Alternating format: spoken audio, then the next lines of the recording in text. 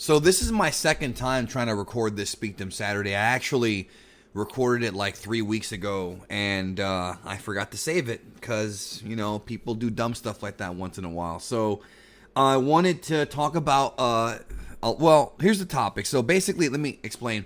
So a friend of mine hit me up and he's like, hey, I have a question for you, maybe for a possible Speakdom. And he was talking about how he had a situation where he was dating a woman that has different religious beliefs than him, and because of that, the relationship did not work out. And I gave him some advice and some thoughts, but I figure why not make a video talking about this? Because I think it's going to help a lot of people. Because I've been in this situation before, and I've seen this situation before, so I do have something to say about it. So the video topic is, can you successfully be with somebody who has drastic religious and or political views that differ from yours drastically, right? That has different views than yours. For example, can an atheist date a hardcore Christian? Can a Jewish person date a Muslim? Can a Democrat date a Republican? Can you make it work, right? And here's really the bottom line on this, right? We're going to start with the bottom line, then I'm going to explain the bottom line, okay? So what we're talking about here is what's called a worldview. It's not necessarily the person's religion that's creating this or the person's natural belief system. That's what's triggering it. What it is it's their worldview. That's why I'm throwing it in there overall. It doesn't matter whether they're Muslim or Jewish or Christian or Catholic or Democrat, Republican. It doesn't matter because it depends on who they are and how strong their worldview is and how strong their beliefs are when it comes to who they choose to cohabitate with or who they choose to have children with. Now, the main thing about this is going to be children. So if you don't plan on having children, this video is going to have an impact on you, but I feel like it'll have more of an impact on you if you do plan to have children, because that's the real discussion here. So can a Christian date an atheist? Can a Muslim date, a Ku Klux Klan member? I have no idea, okay? I'm running out of religions here, and there's a bunch of them. Scientology, all of them. There's a whole bunch of them. Can a Mormon date, a Baptist preacher? Whatever. I don't know. I'm just throwing stuff out there. The answer is yes, depending on their worldview. So it all comes down to compromise. It all comes down to having an adult, mature discussion with your mate and figuring out what you want to do and how you want to take things. Now, the problem is that we as people, when it comes to religion and politics, the reason why myself and several other creators choose not to talk about this often is because it always leads to a fight, because people feel very strongly about their religious or political beliefs. Very strongly. There's friends that I have friends of every religion and every political party, right? I have friends who are Trump supporters. I have friends who don't like Trump. I have all kinds of different friends. And what brought us together as friends is what we have, our commonalities, our nerd love, video games, anime, wrestling, whatever, right? And that can help for a relationship, because what ends up happening in a relationship is you get to know somebody for their commonalities. You enjoy their company. They make you feel good about yourself. You make love to them. You have all these things happen, and it creates that sort of bond with your partner. But what ends up happening is over time, and this is the reality of the situation, is that over time, you're either going to grow apart or you're going to grow together, okay? And what could end up leading to you growing apart is your worldviews. So I've seen situations where I've had friends who are very strong atheists try to actually work with dating a Christian girl or a Mormon girl or whatever, or vice versa. And in some cases, it's their family that stops the relationship from blossoming. A lot of times that's the case. A lot of times you have people who are so deeply rooted in their atheism that they just won't date a Christian because they think in their head that anybody who believes in God is of less intellect to them, which again, that's very egotistical, but that's a different perspective. Some people feel that way though. And it's one of those things where if you're one of those people, it's probably not going to work. And I'm being dead ass. I'm not going to sugarcoat anything in this video.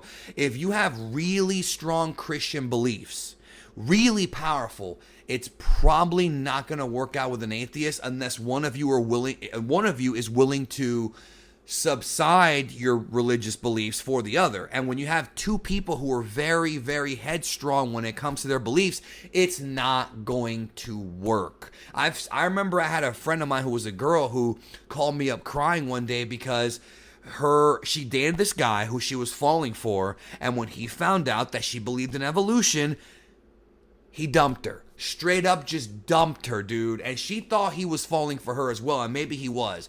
You got to understand, man, when it comes to religion and politics, they're very strong things. And you can't hate the other person for that. It's just what they have strong beliefs in. So it really comes down to children. Children is like the main thing here.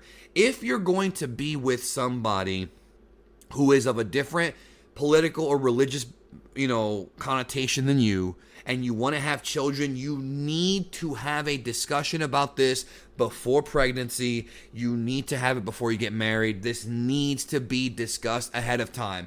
And I know a lot of you guys out there, I know this because I was in this spot before. You're young, you're enjoying your company with the other person, you're getting laid, everything's all good, and you're just ignoring this real problem that might not be an issue right now, but it will be one later. Then you screw up and you knock them up, which I've never done before, but I mean, it happens.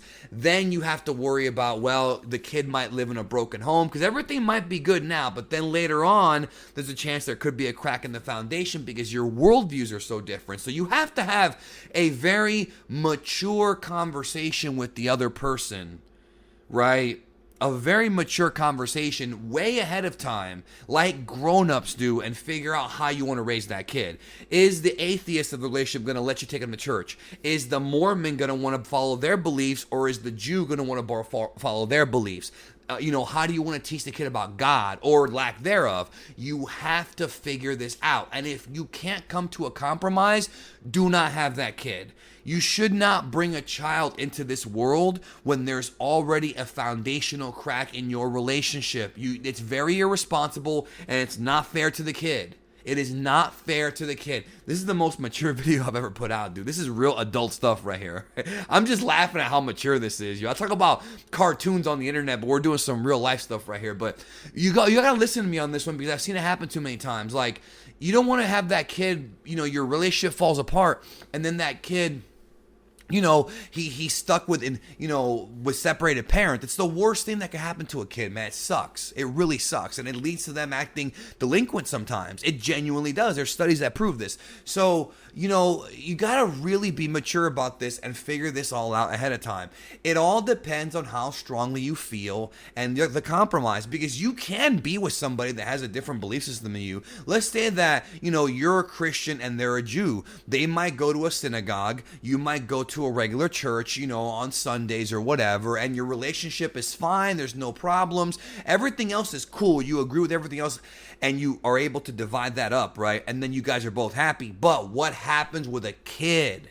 You know what I'm saying? So when it comes to a child, that's like doubled. And one thing you have to be very cognizant of, you have to be really awake when it comes to this, is the power of the honeymoon phase. Everything might be going good for a year, 2 years, 3 years, 4 years, but after a while, that relationship will settle down and it becomes more of a friendship. And at that point, you're really going to be tested, because then it's like, will this last and will it not last? And I feel like if you have differing religious beliefs or political beliefs, there's a chance that it won't. And that's the honest truth. If they're super into Christ and you are an atheist, it's going to end up leading to some bad blood, especially if you're strong about your atheism. If you're always watching or reading articles on atheism or things like that, it could end up affecting them. You know what I'm saying? These are very real things, and you have to show respect to them too, and vice versa. And they might not respect you. I mean, there's so many variables here. There are a lot of variables. The important thing that I want you to remember when it comes to dating somebody outside of your own religion, or your lack thereof, whatever, is, talk. You have to talk, and you have to, I got to be real with you. You have to be ready to let that person go to prevent further heartbreak. Because I'm telling you this right now, it might be the honeymoon phase right now, and things are going good, but if in the back of your head, and if you guys are, or if everything's good, but you guys are fighting about religion or fighting about politics, if you're arguing about these things like frequently, it's going to chip away at the relationship, especially if you're very headstrong about it. It just depends on the other person. If they don't care, if like they don't really casually want to be with you and they're willing to just keep their own faith to themselves and they don't really care that much, you don't want to have any kids, go for it. But if they're not, you got to have that talk. And if you have to end the relationship, it's the mature thing to do. It's not like you're trying to hurt their feelings. They might be hurt. You're going to be hurt for sure because you don't want to let that person go. But it's the mature thing to do, because the worst thing that can happen is you get together, you force it, you ignore the problem, it gets worse. You ignore the problem, you ignore the symptoms, they get worse, you have a kid, then the honeymoon phase ends, you grow to hate each other, which happens a lot, over other things besides just this, or maybe it is this, and then you got a kid who's left with a split parent relationship, which is not good. You got to think about more than just yourself on this one, yo. And you got to think about the other person too. Like, are you willing to, like, if you're an atheist, are you willing to go to church even if it just means to make them happy? And then here's the question. I'm going to reverse that. If you're a Christian and you're dating an atheist and they're going to church with you, how does it make you feel that they're pretty much just going to make you happy and they really don't believe in God? Don't you want to save as many souls as possible? You see what I'm saying? Like, this is a discussion that has to be had, because it's, you know, it is something that needs to be discussed. And if you can't come to a compromise, then it's just not worth pursuing a relationship, because it will lead to heartbreak. Maybe not this year, but down the road it will, dude. I'm telling you. You know, it depends. Again, it all depends on how headstrong they are, because there's a chance that maybe they'll chill out and maybe they won't care after a while. But again, you gotta have that talk. You have to communicate and make sure that you have an understanding of what your future is if you're taking this relationship seriously. You know, if you want this to work, you have to talk. You know. Anyways. I hope I gave y'all a little bit of enlightenment here. I hope that you got something from this. And, you know, if you're with somebody and they dump you because you're of a different religion than them, you can get mad at them. I get it. Or, you know, they dump you for whatever reason. You can get mad at them, but you have to understand that's their worldview. That's what they have strong beliefs in that, and you have to respect it. You don't have to like it, but I feel like you have to respect it because you want your beliefs to be respected too. You know what I'm saying? And don't worry, because, you know, if you get dumped or if you're single, there's probably somebody out there for you who does have similar enough worldviews to you, not identical, but similar enough worldviews to you that you'll be okay. You know what I mean? That you'll find somebody who's going to love you and just as much as they did, right? And they're going to also be able to agree with you on how to raise kids, how to maintain a household budget, all these things. Like, it's got to be discussed, and it's got to be an honest discussion. Don't just sit there and if you're an atheist, don't tell your Christian friend, yeah, it's all good. You know, take them to church. And then when the kid's born, all of a sudden, no, I don't want my kid being exposed to that. You don't do that. That makes you a horrible person. You're manipulating them and yourself. You know what I mean? It's like, well, not a horrible person, but it makes you... It doesn't make you a horrible person, but it's a horrible thing to do. You know what I mean? Because of the fact that you're just lying to yourself and you're lying to them. You know what I mean? There's always somebody out there who's going to love you and agree with your beliefs. You know what I mean? And others who won't. That's just how it is. But when it comes to long-term relationships, talk. Thank you. Love you guys. And, man, I'm really proud of this Speak Them. It came out pretty good the second time, didn't it? Anyways, I hope you like it, and I'll talk to y'all soon.